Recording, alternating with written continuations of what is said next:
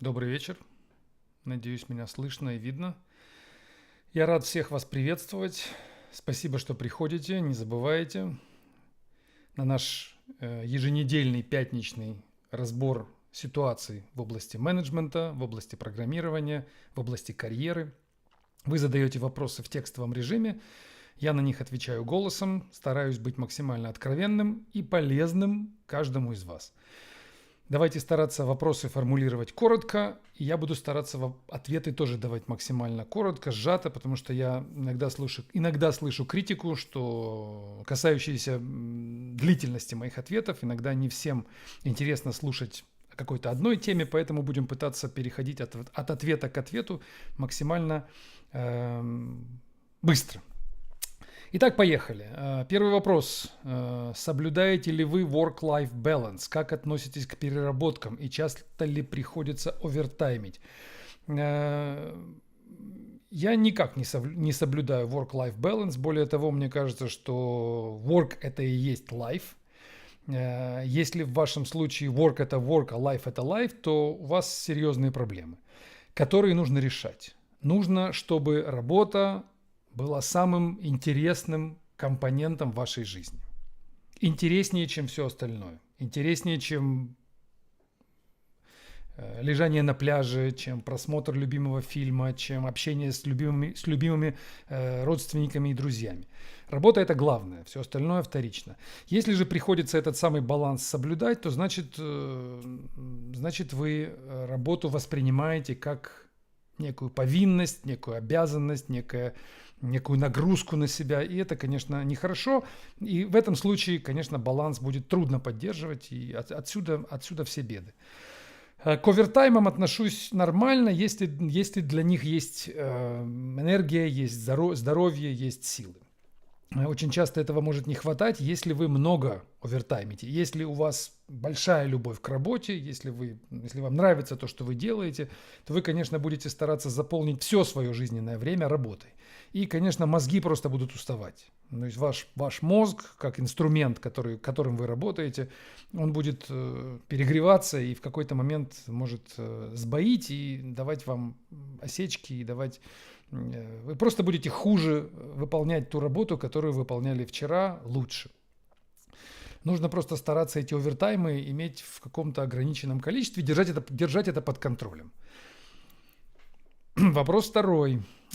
Устают глаза. Почему-то вопросы об переработках и усталости от нас не покидают. Устают глаза, когда долго сижу за компьютером, не знаете, что с этим делать. У меня тоже устают глаза. В основном почему-то это появилось с появлением мобильных телефонов.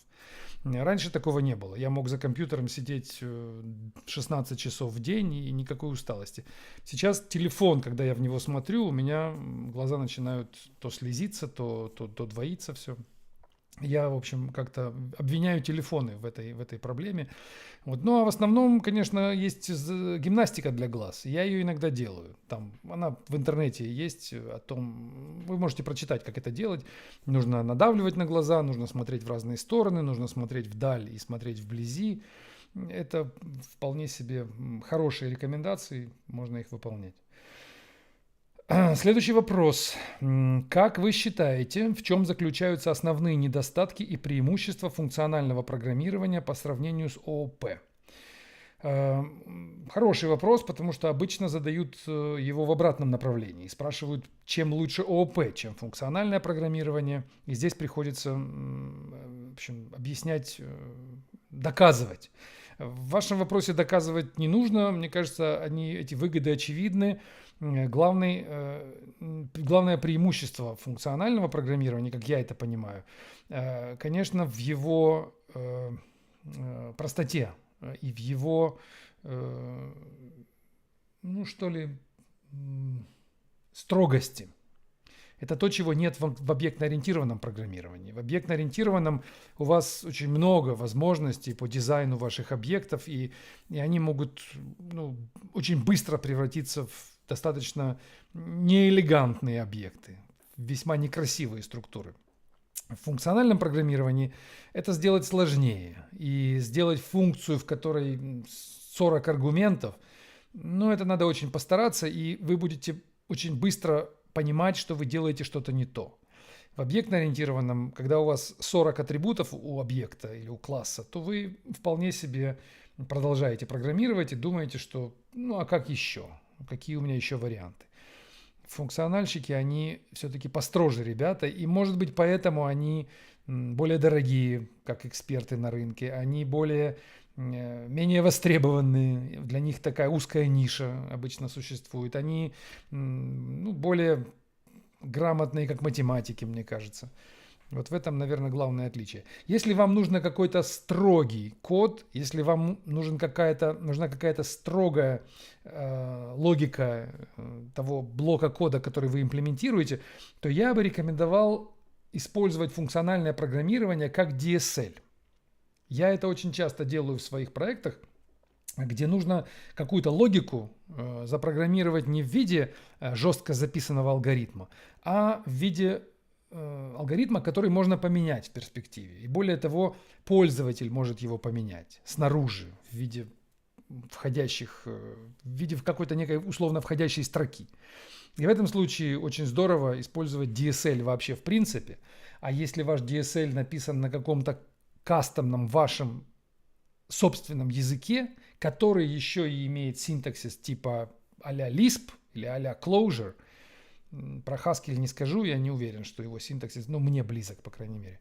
Но синтаксис Lisp языка, он мне очень нравится. И я часто делаю свои такие микро-DSL в формате Lisp.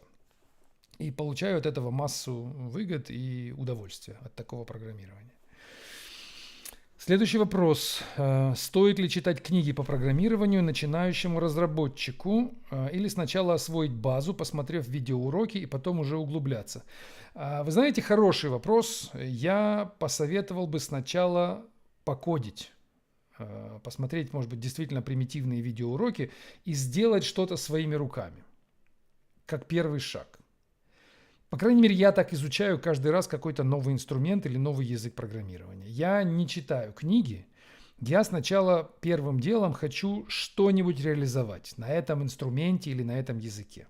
Какую-то примитивную программу, причем не просто примитивную, а ту, которая мне нужна. И сталкиваюсь при этом со всеми прелестями и трудностями этого языка. И когда у меня уже получается, наконец, запустить какой-то примитивный образец, вот тогда я понимаю, что пока я это делал, у меня недостаток в знаниях был. Я не понимал, как работает вот это и это. Оно как-то заработало, но как, я так и не понял. Я так и не разобрался, что они имели в виду здесь и здесь. И теперь уже имея эту потребность в знаниях, я иду за книгами. Если, я это много раз говорил, идти за книгами в первую очередь, читать их, то вы будете себя чувствовать неким студентом, которого заставляют выучить сопромат, который ему не нужен, не интересен, не полезен, и это на самом деле правда. В большинстве случаев он не нужен, не интересен и не полезен. Это неприятное будет ощущение, и вы будете большинство контента, который будет приходить из книг, вы будете его пропускать мимо ушей. Он не будет у вас оседать, он вам не нужен, и поэтому ваши мозги будут его отторгать. Если же вы сначала получили некую боль, некую очевидную ущербность свою ощутили, создавая продукт условно на языке, например, Rust, увидели, что вы в этом языке балбес в чистом виде, как я, во многих языках. И вам нужно срочно себя образовывать, потому что вы же помните, как вчера вы едва-едва смогли написать программу, которая выводит пару строчек на экран. Вы уже чувствуете в себе этот недостаток. И для решения этой проблемы, для устранения этой боли, для закрытия этой образовавшейся потребности вы идете к литературе. Я бы советовал именно такой ход. Хотя это, конечно, не классический подход. Вам многие могут порекомендовать действовать наоборот. Сначала фундаментальные знания, а потом первая программа. Я бы действовал наоборот. Следующий вопрос. Как быть начинающим программистом? Пытаться пробиваться в большую компанию или все же преследовать любую возможную работу? Зависит, конечно, от вашего финансового положения. Если у вас есть хоть какая-то возможность продержаться без без зарплаты какое-то количество месяцев, то я бы вам посоветовал напрячься и попасть в какую-то большую, крупную, лучше окологосударственную компанию. В какой-нибудь Сбер, в какой-нибудь Газпром, в какой-нибудь Яндекс, в какой-нибудь Тинькофф даже. То есть куда-то, где много людей и большие ресурсы, и у вас будет более-менее надежная позиция и по деньгам, по стабильности. И главное, вы будете видеть крупные производственные процессы. Вы попадете фактически на завод. Не в мастерскую, где машины на яме ремонтируют, а попадете сразу на завод по производству автомобилей, где работают тысячи людей. И, конечно, то, что вы увидите, вас научит большему, чем любая мелкая лавочка, мелкий стартап. Может быть, заработаете вы денег меньше, но в итоге вы получите совершенно другой карьерный старт. Если у вас есть деньги продержаться месяц, два, три, готовясь к тому, чтобы вас взяли в большую компанию. Готовьте резюме, тренируйтесь, проходите тесты, решайте задачки, набивайте свой профиль на LeetCode или где-нибудь там на CodeForces. Это вам тоже поможет. Потратьте условно, не знаю, полгода, например, 6 месяцев. Если у вас есть деньги на 6 месяцев жизни, условно в комнате у родителей, то вы за эти 6 месяцев можете на CodeForces набить себе профайл, и вы попадете, например, в топ, ну не знаю, там, в топ-100, например, или в топ-1000, я не знаю точно, какие у них там топы, ну в топ-1000, например, по России. И имея этот показатель, вы легко попадете, относительно легко попадете в крупную компанию. Вы просто это поставите в резюме на первое место и скажете: я 892-й программист на CodeForces в России. И это будет за вас говорить, конечно, лучше любого другого, чего бы то ни было. И вы в итоге попадете в большую компанию.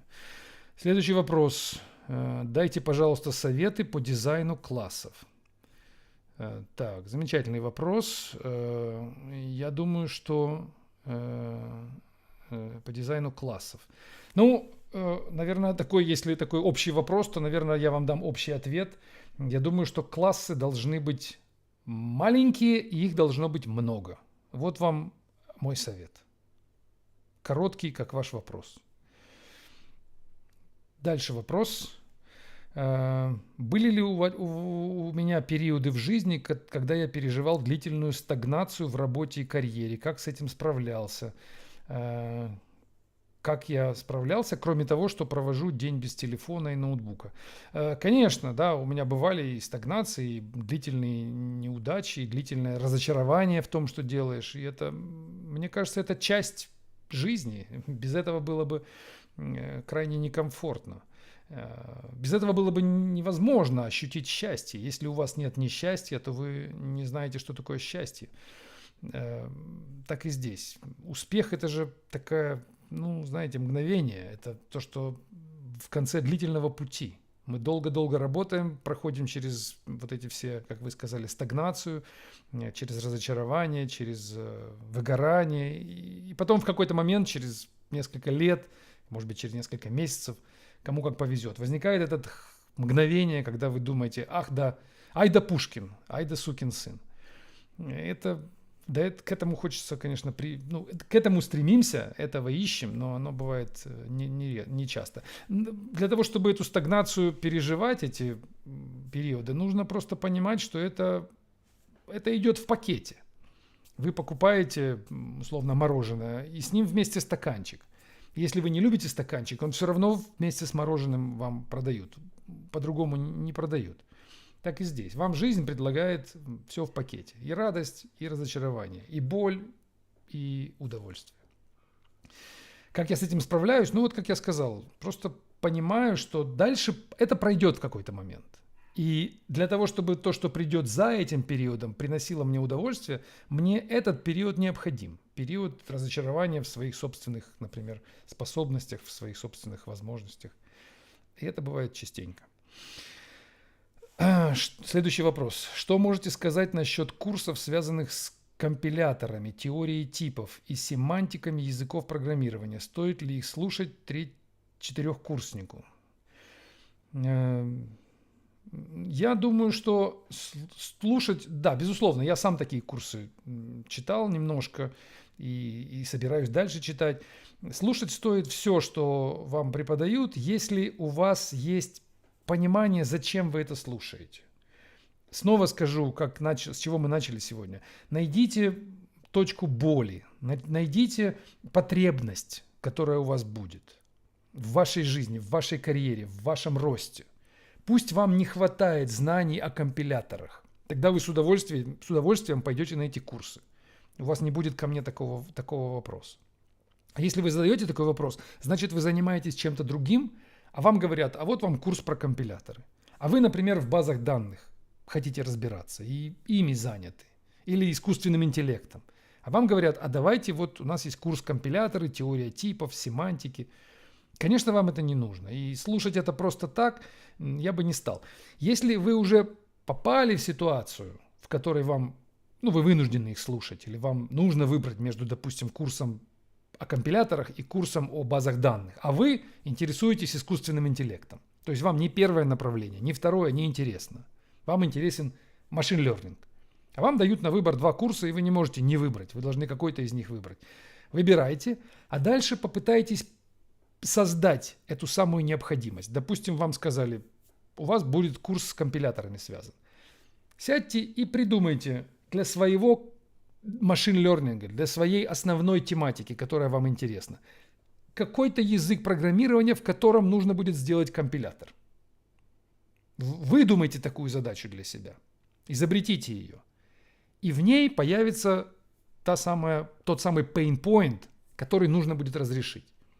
И тогда вы с удовольствием пойдете на курсы по компиляторам, потому что вы понимаете, он вам поможет в вашей основной тематике. И так можно затронуть очень большое количество разных территорий в области программирования.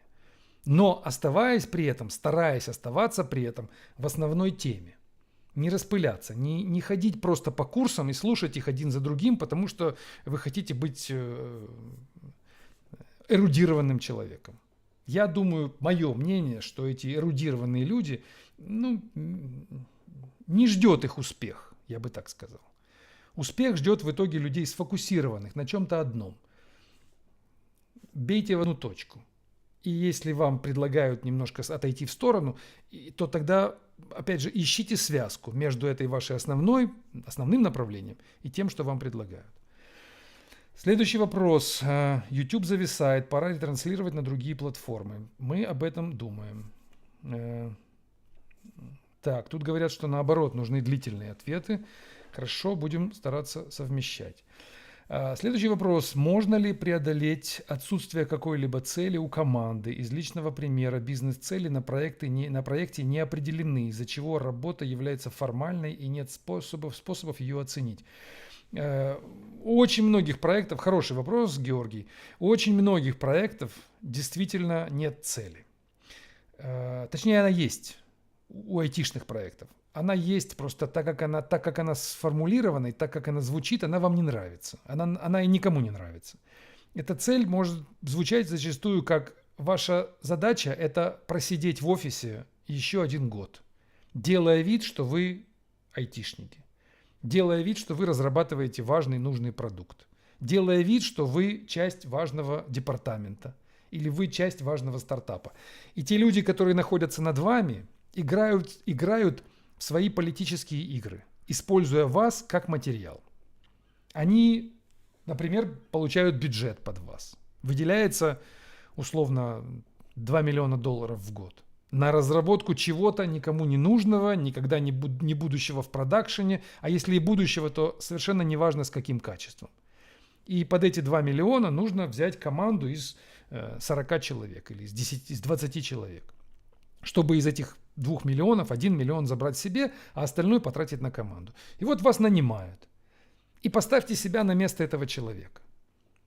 Как ему сформулировать вам цель? Вот вы к нему приходите и говорите, какая наша цель, чего мы хотим добиться. Он будет как-то юлить, он будет пытаться выдумывать что-то, он будет говорить какие-то общие слова, он будет к чему-то призывать. Но мы-то должны понимать, что он хочет. Он хочет просто, чтобы вы год создавали видимость работы над каким-то программным проектом. И это окей для него, и это окей для всей пирамиды над ним. И может быть даже это окей для всего общества вокруг. Вы просто примите это как данность и не спорьте с этим. Найдите в этой ситуации для себя свою цель.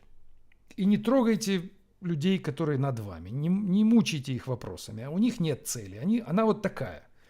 У них цель украсть деньги, например. Все.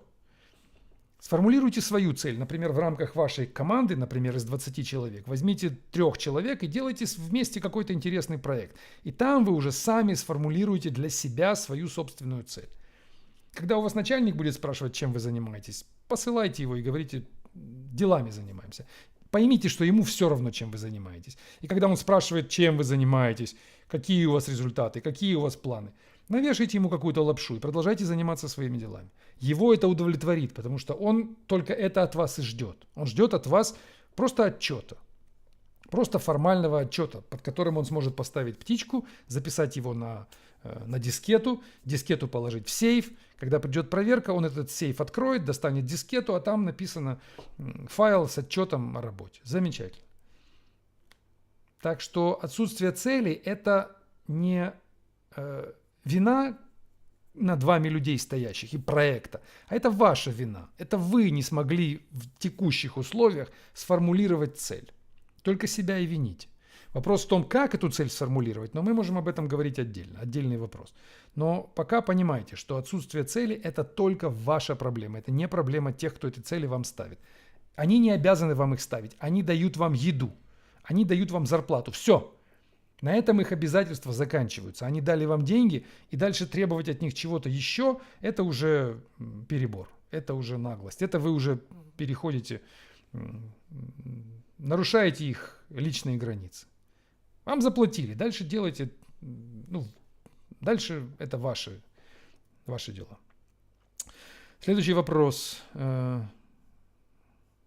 Так, когда я смогу перейти на ВК или на Рутюб? YouTube сильно тормозит.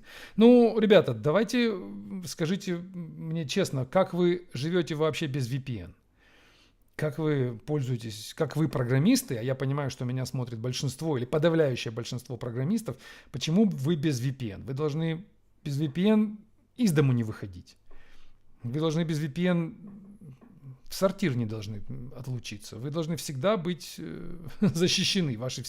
Все ваши внешние коннекшены, все ваши внешние коннекты наружу должны быть всегда закрыты VPN. Поэтому вам всякие блокировки, тормоза, это все должно быть нипочем. Дальше. Не сказывается ли замедление YouTube на стримах? Нет, ничего не сказывается. Тут вопрос, как я отношусь к замедлению YouTube. Мы на последнем черно-белом IT обсуждали этот вопрос. И я говорил свое отношение, высказывал по поводу этих тормозов YouTube. Я говорил, что... как я думаю, что будет происходить. Я думаю, что это давление будет сохраняться еще какое-то время, будут что-то закрывать, запрещать. Но я ставку делаю на то, что с приходом Трампа к власти, а я на 99% убежден, что Трамп победит, я думаю, что наступит оттепель в отношениях между Востоком и Западом, и санкции начнут откатываться обратно, ограничения будут сниматься, YouTube не будет тормозить больше, все как-то двинется в обратном направлении.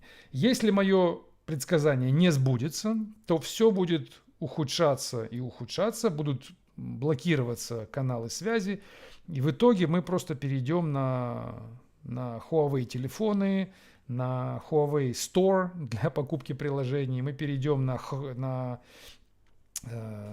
Harmony OS, мы перейдем на Gitverse, или как называются российские платформы. То есть мы полностью изолируемся, закроемся и перейдем на какие-то внутренние наши решения. Я не уверен, что я захочу в таких условиях продолжать работать, потому что мне кажется, это будет... я уверен на 99.9%, что этого не будет, потому что это означает смерть технологическую всем нам, и мы будем отброшены назад в какую-то технологическую Африку. Мы будем просто в нигде.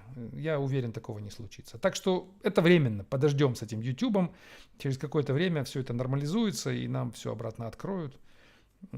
Так я думаю. Следующий вопрос. По каким метрикам вы оцениваете качество кода? Ну, хороший вопрос, по каким метрикам. Ну, таких метрик нет, по которым можно было бы оценить качество кода.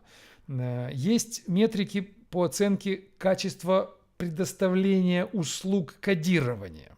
Такие метрики есть. Например, можно сказать, что человек, который делает pull-реквесты с более чем 3 сотни или 5 сотен строк в каждом pull-реквесте, это человек, который некачественно предоставляет услугу кодирования. Я бы такого человека штрафовал, а не премировал. Если человек, например, делает редко pull-реквесты, например, 1 в неделю, я бы тоже такого человека штрафовал, а не премировал. Если команда делает релизы раз в месяц, а не раз в 3 дня или раз в 5 дней, я бы тоже такую команду штрафовал. Но это все метрики так называемого quality of service, то есть качество предоставления услуги. Но что именно команда там пишет, какой именно код? Там должны быть системы статического анализа, линтеры, системы контроля покрытия тестами того кода, который написан. Вот эти метрики, наверное, главные. Статический анализатор может сказать, какое количество потенциальных дефектов в этом коде он видит. Ну, разделите количество таких сигналов на общее количество строк кода в вашей кодовой базе. Получите некоторую метрику. Посмотрите на код coverage, на покрытие тестами вашего кода в процентах. Тоже некая метрика. Вообще у меня есть курс на YouTube, который называется Software Quality Metrics, SQM. Посмотрите на этом же канале, где вы сейчас. Посмотрите по ключевым 3 буквам SQM. И там найдете курс из 24 лекций, в которых я именно этот вопрос и обсуждаю. Какими же метриками мы можем оценить вообще нашу работу как программистов? Их там много, этих метрик. Следующий вопрос. Каким образом искать первую работу? Сейчас очень тяжело даже попасть на собеседование. Слышал, что вы не были бы против того, чтобы накручивать опыт, но можно ли найти какую-то другую альтернативу? Ну, я не думаю, что... Может быть, я как-то не в курсе о том, что на рынке происходит, но чтобы трудно было попасть на собеседование, ну, я скажу свое мнение, как ко мне попасть на собеседование. У вас в резюме должно быть что-то, чего я не видел у других. Даже если вы накрутите свой опыт, но я видел у других такой же опыт. Ну, напишите вы, что у вас не 2 года, а 5 лет опыта. Ну, у меня уже были такие с 5-летним опытом. Вчера, позавчера. Мне присылают резюме наверное, каждый день. Может быть, каждый 2-й день. Вы должны мне показать в своем резюме что-то, чего я не встречал последние месяцы, последний год. И я тогда вами заинтересуюсь, за вас схвачусь и попрошу того, кто мне прислал ваше резюме, сделать с вами интервью. И дальше уже я буду заниматься вашим трудоустройством. Мне оно будет интересно, выгодно, я буду за вас бороться. Покажите в вашем резюме что-то такое. Если вам трудно попасть на интервью, значит, у вас просто, Арсений, я не знаю, какое у вас резюме, не хочу вас обидеть, но значит, у вас там скукотища одна. То есть там просто имя, фамилия, опыт там, здесь я отучился, здесь я умею на Java программировать, умею на этом программировать, а еще у меня хобби, я люблю на санках кататься, еще я люблю в лес за грибами ходить. Ну, это сразу в корзину. Попробуйте прийти к нам в телеграм-канал, называется «Резюмания», и там в этом «Резюмания» канале мы занимаемся именно тем, что рассматриваем ваше резюме любых желающих, и критикуем его. Приходите, покажите нам свое резюме, мы его разберем на составляющие, подскажем, как его улучшить, и, может быть, это будет ваш звездный час, и вы попадете на первое собеседование. Следующий вопрос. Подскажи, есть ли какие-то методики полюбить тимлидство? Как-то я не готов уйти от техники. Ну, вопрос хороший, действительно, как это все полюбить. Если вы воспринимаете техлидство как общение с людьми, как организацию митингов, как встречи, переговоры, планы, графики, то вы, конечно, это не полюбите. Я не знаю, как это полюбить. Меня тошнит от этой работы, я ее пытаюсь не делать по возможности. И когда ее делают люди вокруг меня, то меня это очень раздражает. Когда я вижу, как люди взрослые, опытные, дядьки, сидят на митингах по 2-3 часа, внимательно слушают какую-то ерунду, что-то записывают, потом переходят на следующий митинг, потом они пишут какие-то e-mailы длинные, потом они участвуют в каких-то чатах длинных, они разговаривают, обсуждают. Это ужас. Тимлидство, если вы действительно хотите делать менеджмент, если вы хотите действительно получить удовольствие от управления, то это инженерная работа. Просто элементы и компоненты, которые вы собираете вместе, это не Java классы и не методы, и не строчки кода, а это люди. И этих людей нужно соединить вместе в некую работающую машину. Вопрос как? Как можно этих людей собрать, при том, что у каждого из них своя мотивация, свой опыт, свои навыки, своя зарплата, свои задачи. И вот вам нужно эту инженерную задачу решить. Кому что сказать, кому какую задачу выдать. И сделать это нужно, как и хорошему инженеру, как и хорошему программисту. Не ad hoc, не здесь и сейчас, а завтра сделать по-другому, а послезавтра по-третьему, а используя какие-то принципы и правила. То есть вам нужно сначала выработать эти правила. Вы должны придумать, а как вы будете управлять, а по каким принципам вы будете эти винтики собирать в единую машину работающую. По каким принципам вы будете платить зарплату? По каким принципам вы будете организовывать обмен информацией в вашей команде? Не просто соберемся все в митинг-рум и давайте обсуждать, пока чай не закончится и пока рабочий день не закончится.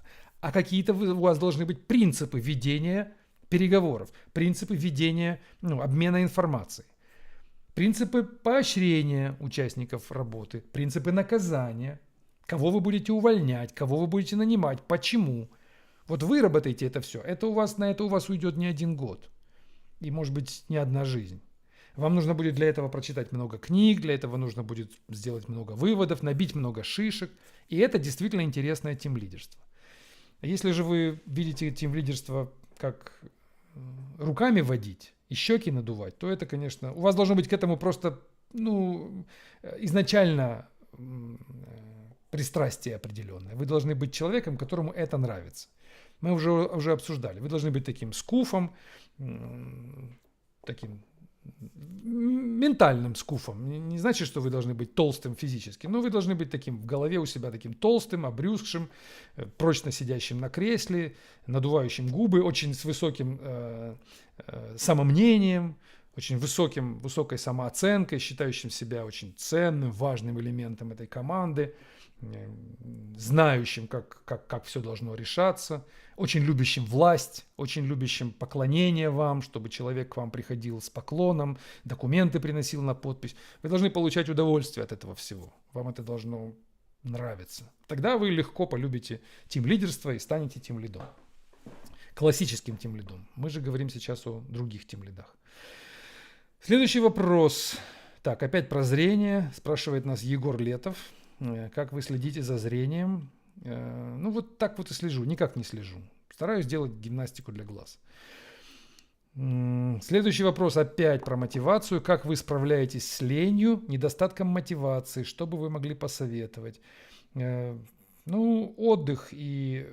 Вообще, всевозможные выгорания, лень и отсутствие мотивации – это, в моем понимании, следствие отсутствия обратной связи на проделанную вами работу.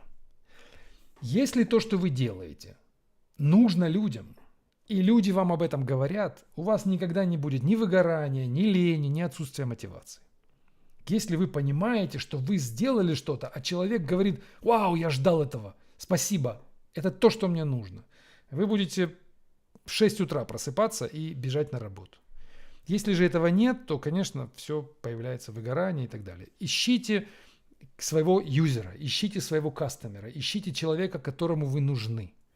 В бизнес-смысле, в смысле работы и в семейном смысле то же самое, в личном плане то же самое. Ищите тому, кому нужны результаты вашего труда. И это ваш источник мотивации. Пусть это будет open source какой-то комьюнити, они будут вас ждать, они будут ждать от вас pull реквестов или каких-то текстов, комментариев, кода.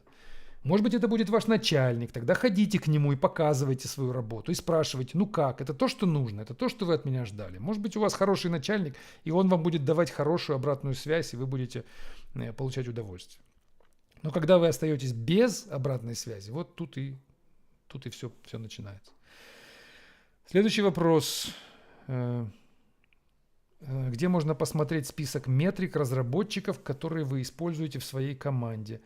Ну, у нас есть некий такой бенчмарк, который мы строим для всех сотрудников, для всех программистов. Ну, в небольших группах, это команды большие, у нас компания так огромная, но в нашей небольшой группе, в наших группах, как я уже сказал, мы используем буквально, ну, скажите, там, 3-4 метрики. Количество pull-реквестов, которые человек сделал. Только учтите, pull-реквесты проходят обязательное код-ревью. Меня очень часто интерпретируют неправильно в видео, в этих стримах.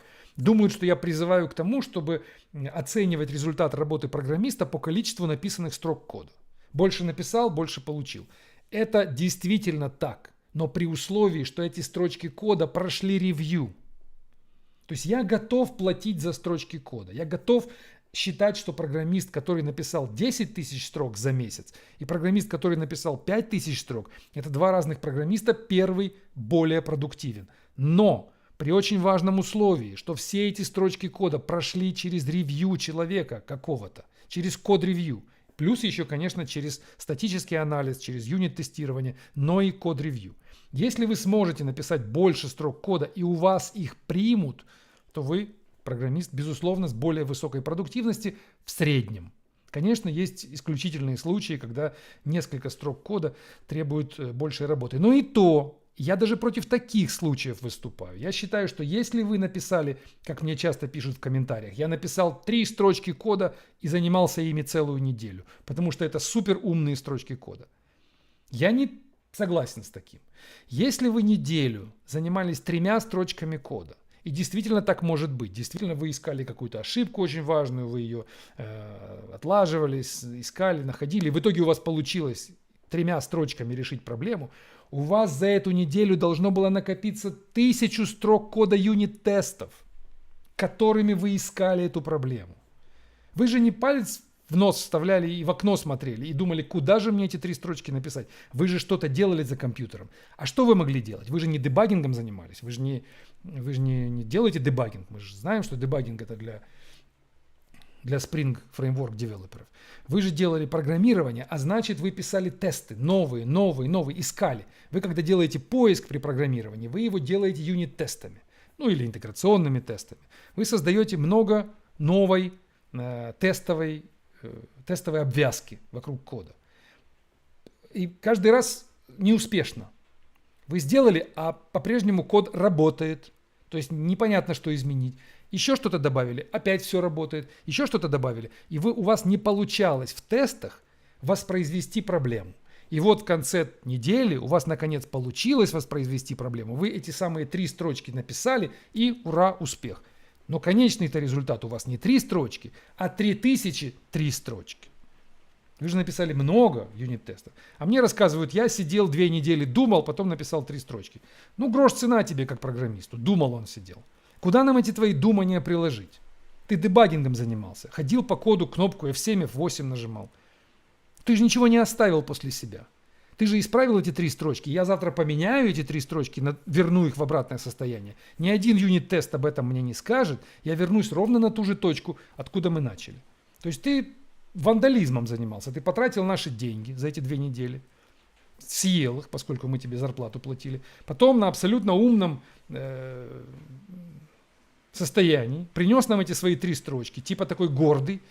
Дебагинг у него закончился. Он типа придумал, какая здесь вот магия внутри должна случиться, совершенно не улучшив нам систему тестирования, не добавив нам никакой автоматизации, и считает себя прекрасным программистом, еще и гордиться этим. Вот я против такого категорически. Измеряем продуктивность, производительность объемом после прошедших проверок. Объем – это самое важное, как я понимаю, в работе программиста. Объем кода, который он создает. Но еще раз помните, что, как я только что объяснил, мы учитываем и код, такой лайв-код, и тестовый код, конечно, вместе с ним. Так, тут у нас дождь пошел. Надеюсь, вам по-прежнему слышно. Следующий вопрос.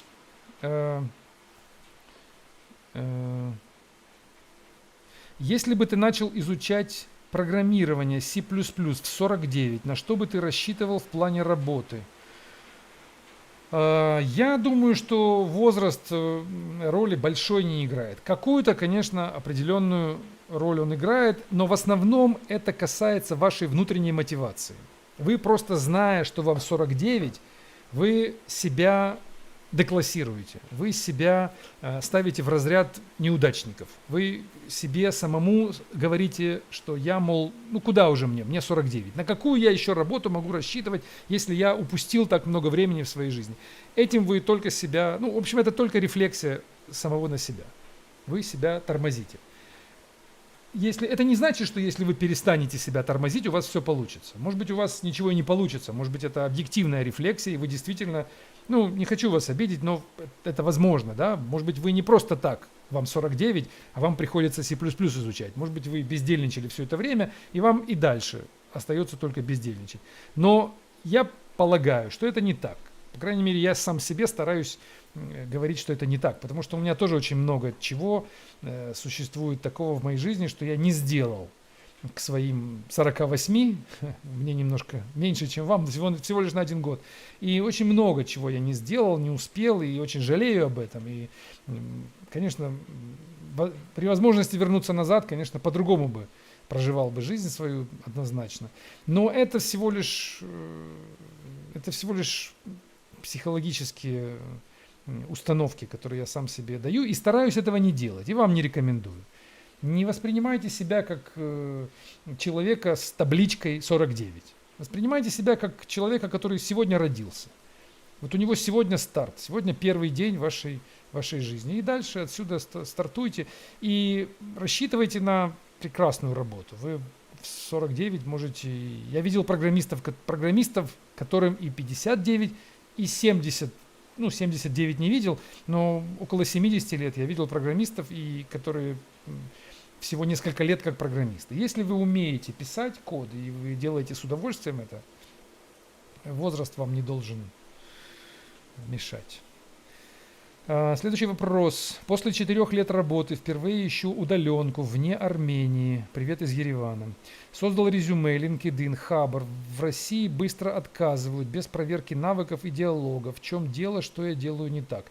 Удаленка не очень комфортно, если вы в Армении, а российские компании, страна такая под вопросом, только то ли она друг, то ли она не друг, какую позицию это все займет. В общем, тут политика, безусловно, вмешивается, и я бы вам рекомендовал не писать, что вы из Еревана, а пишите просто в резюме, что вы просто ищете удаленку.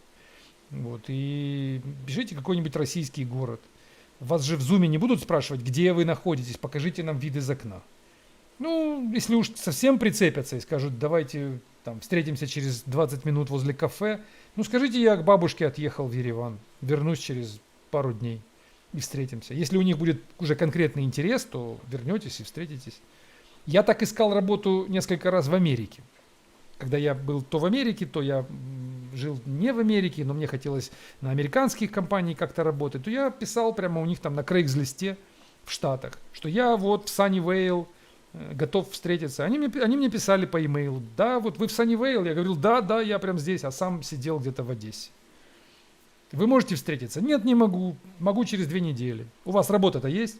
Они начинали давать какие-то задачи. Иногда даже так получалось, что даже платили вперед. А потом я прилетал туда, уже получив какие-то деньги, получив какие-то задачи. Там я уже оказывался в этом Sunnyvale, и, пожалуйста, давайте встретимся. Как говорится, fake it till you make it. То есть создавайте сначала какую-то картинку, пускай эту картинку покупают без предрассудков, без предубеждений относительно того, что вы из Еревана, что вы в удаленке, что вы там, ну, в общем, непонятно, их что-то пугает. Но дайте им картинку, которая их устроит. Пускай они технически за вас зацепятся, пускай они захотят вас, пускай они в вас влюбятся. А потом вдруг окажется, что вы вот, когда с ними разговаривали, оказывается, были у бабушки в Ереване. А сейчас нет проблем, готовы прилететь в Москву навстречу. А вообще-то вы живете в Туле. Так вы им скажете. Какая им разница, в Туле или в Ереване? Они это проверяют только на этапе найма. У них там где-то в голове галочка должна быть поставлена. Человек находится недалеко от Москвы. Ну и поставьте им эту галочку. Так я думаю. Следующий вопрос. За что вы любите Ruby? Опишите фичи, которые вам нравятся, чего нет в других языках, а что раздражает. Мне нравится Ruby своей объектной ориентированностью, как мне кажется, очень красивой и достаточно красивой. Если бы не эти миксины, которые у них там, и модули, которые там присутствуют, мне кажется, это какое-то уродство.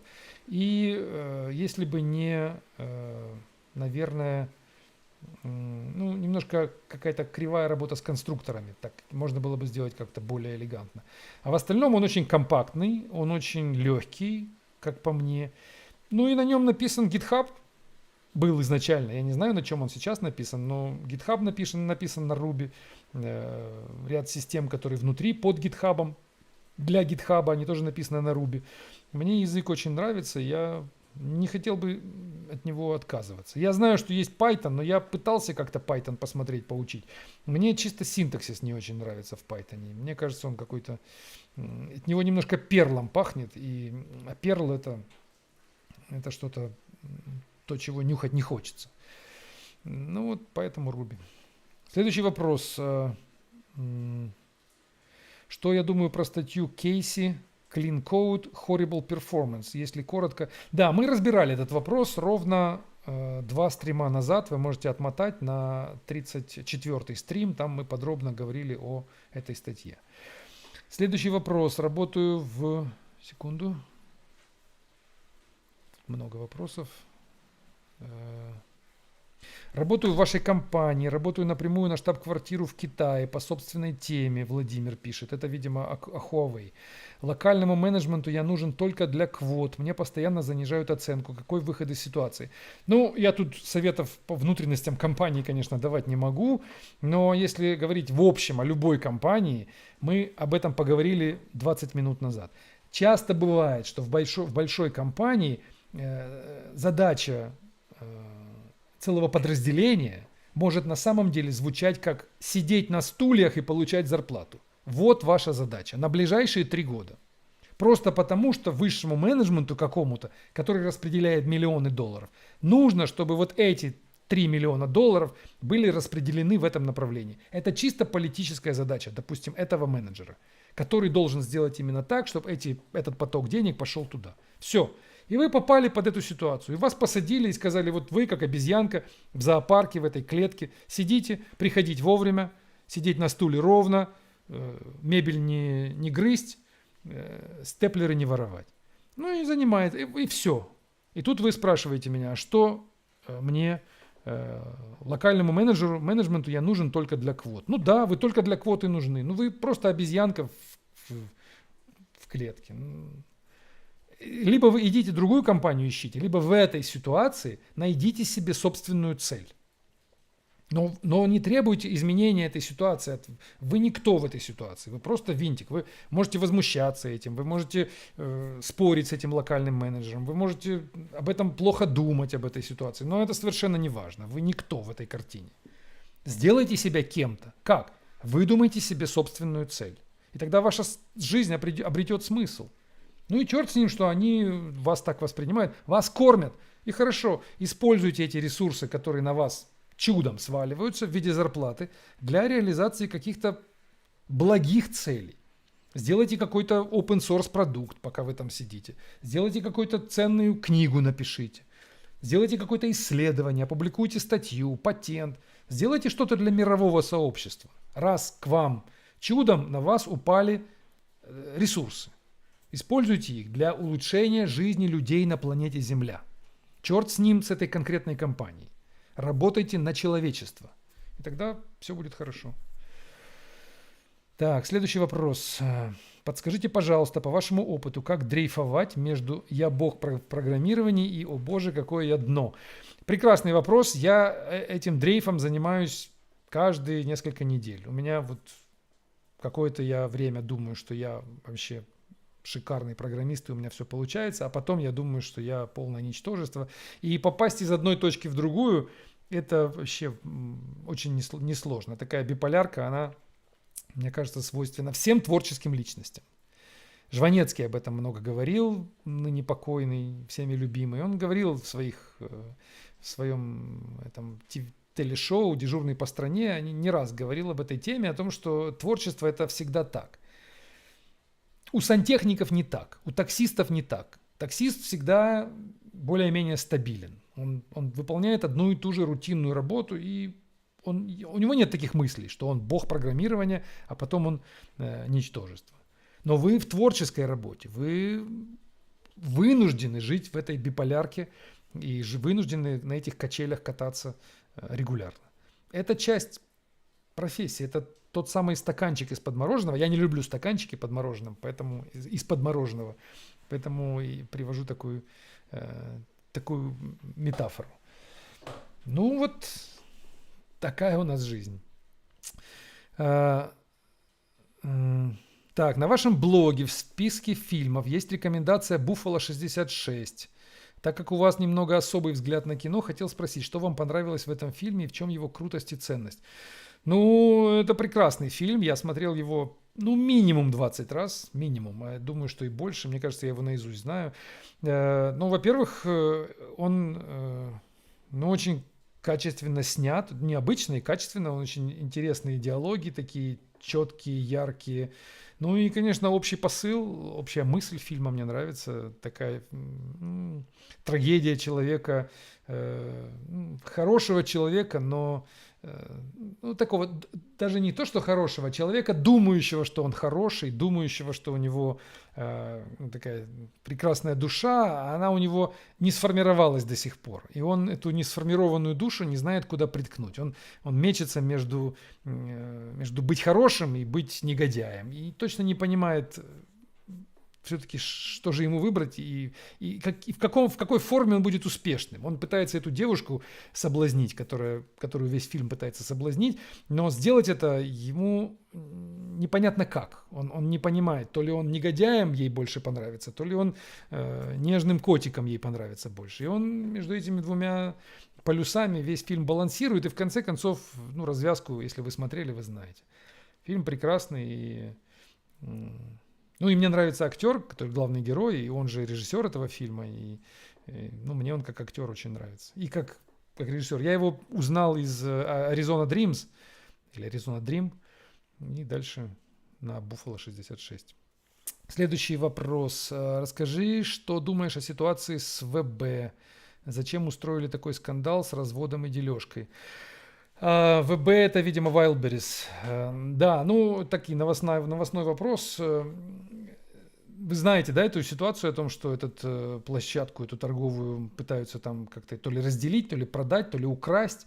Мое мнение об этой ситуации, я тоже наблюдаю, я, конечно, не эксперт в этом, совершенно далек от бизнеса именно российского, но по тем кратким сигналам, которые я получаю, мне кажется, что,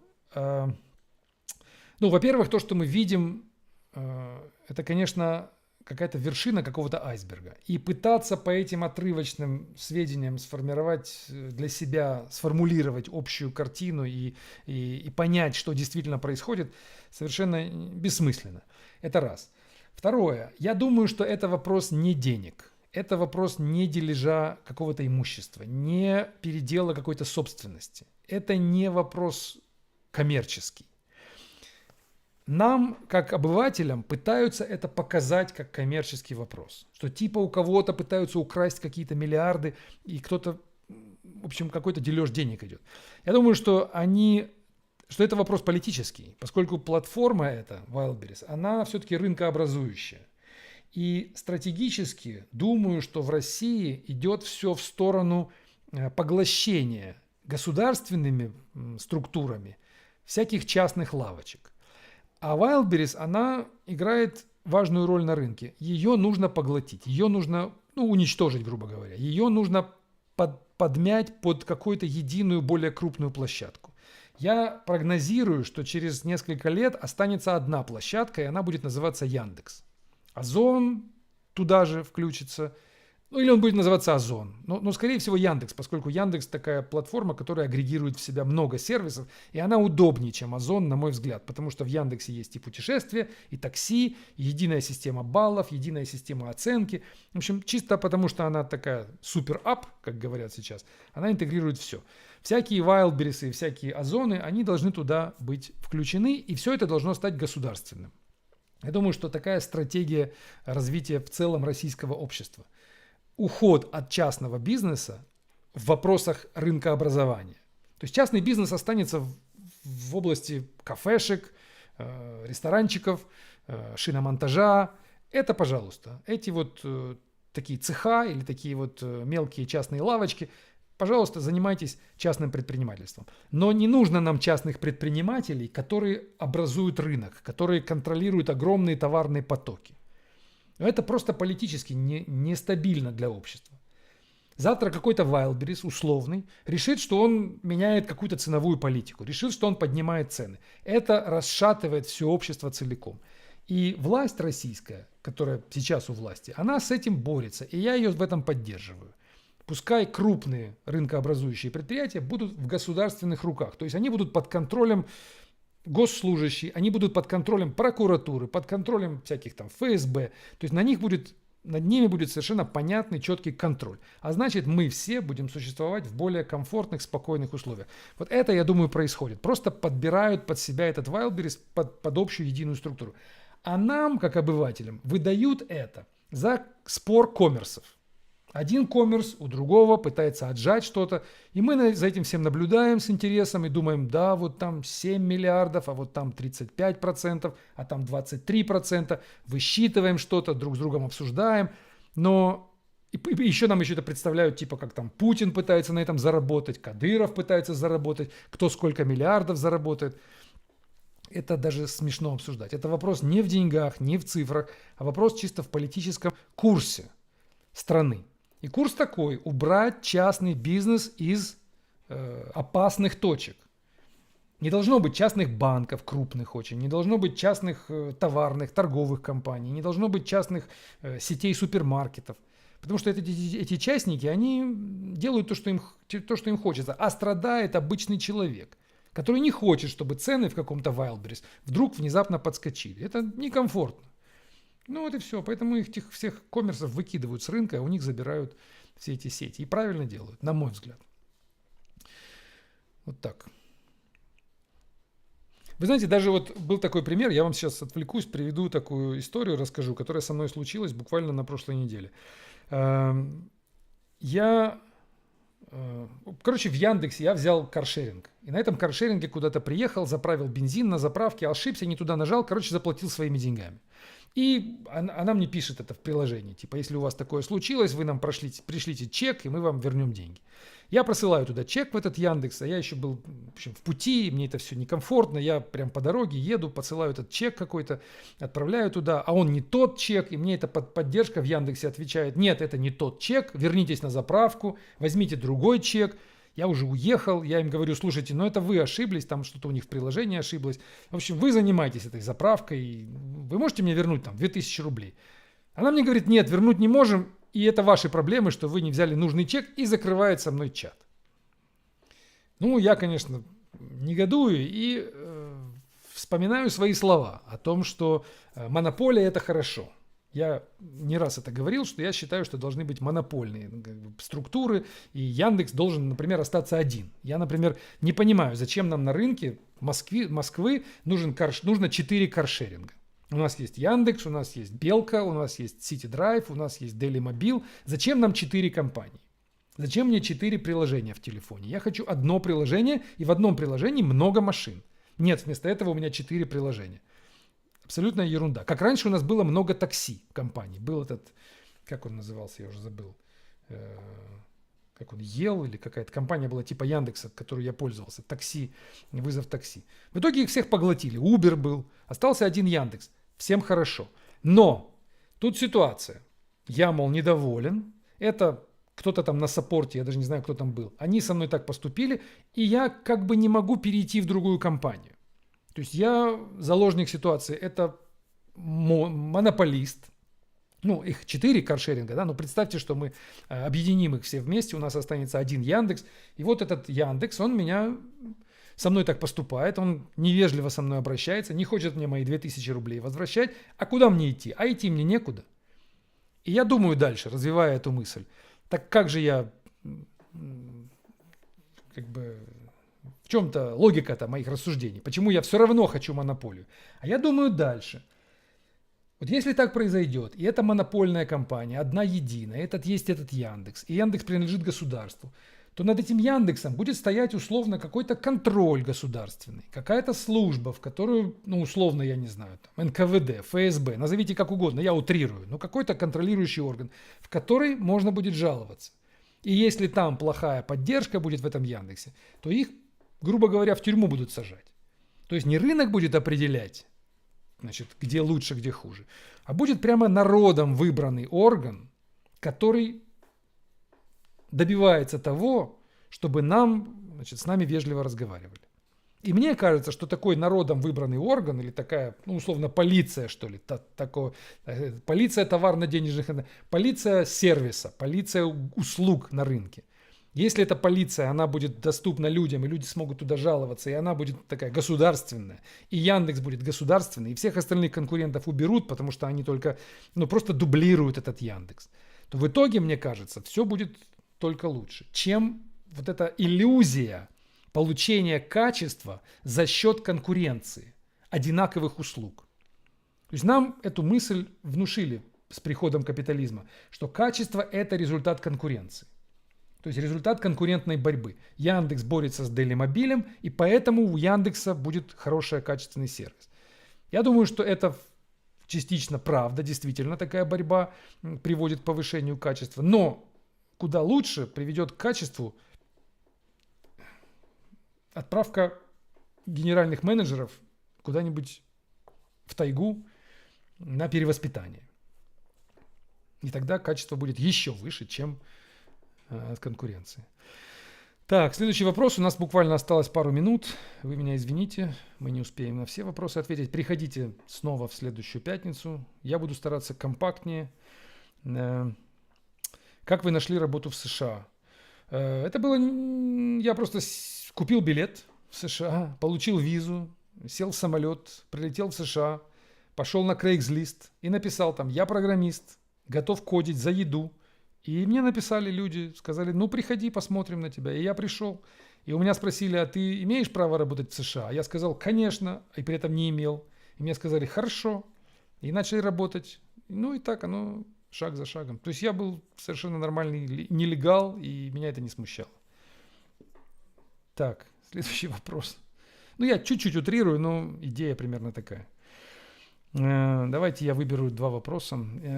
Если бы вам было 22 года, и вы бы заканчивали бакалавриат топового российского вуза в 2025 году, вы бы стремились в западный бигтек или остались бы работать в России? Ну, коллега, если говорить сейчас, то однозначно в России. Вот исходя из текущей ситуации, глядя на то, что происходит на рынке, я бы 100% оставался бы в России. Если ничего не случится катастрофического к 2025 году, ну, например, изберут Камалу Харрис, или, например, не знаю, там, Китай начнет войну с Тайванем.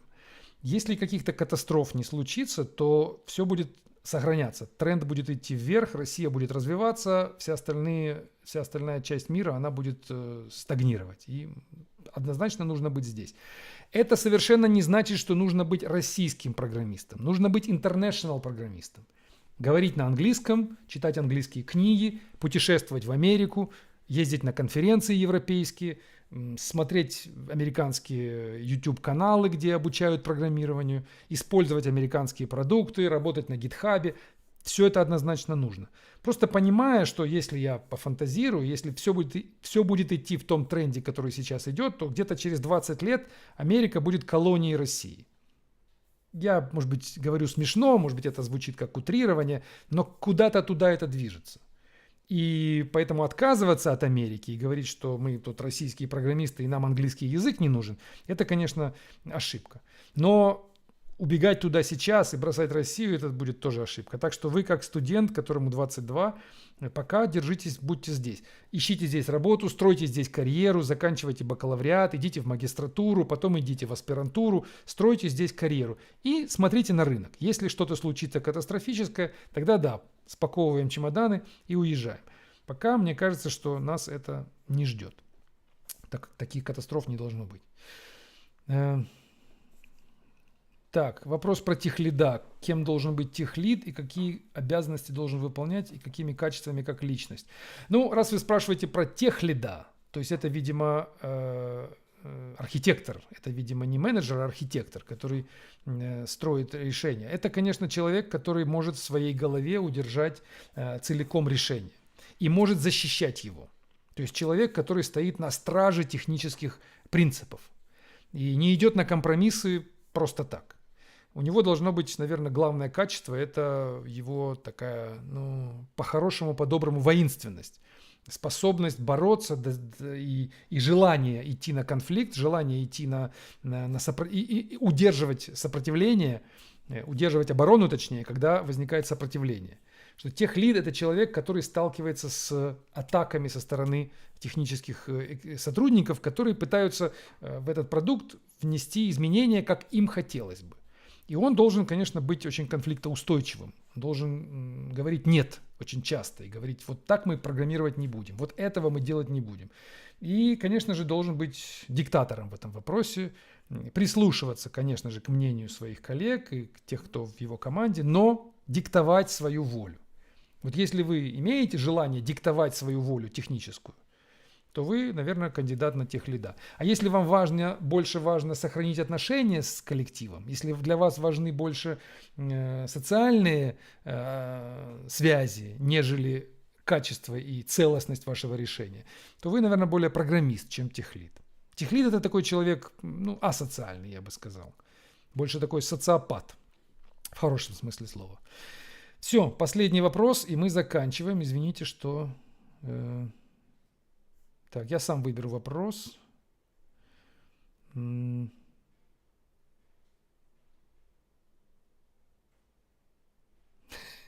Так, ну здесь меня, наверное, троллят. Хотим с друзьями начать производство военных дронов. Выбираем страну для основания. Застряли между США и Арабскими Эмиратами. Что посоветуете? Ну, я надеюсь, это шутка. Не знаю, что посоветовать. Может быть, Тайвань. Я думаю, Тайвань там сейчас самое место для военных дронов, для их производства. Так. Ну, я выбираю вопрос.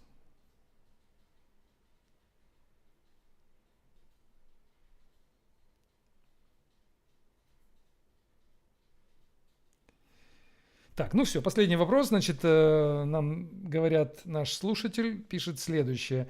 Мне нравится программировать, это мое хобби. Стоит ли устраиваться на работу и двигаться в этом направлении? Возможно ли, что хобби, превращенное в работу, станет ненавистным? Возможно. Это очень может случиться, если вы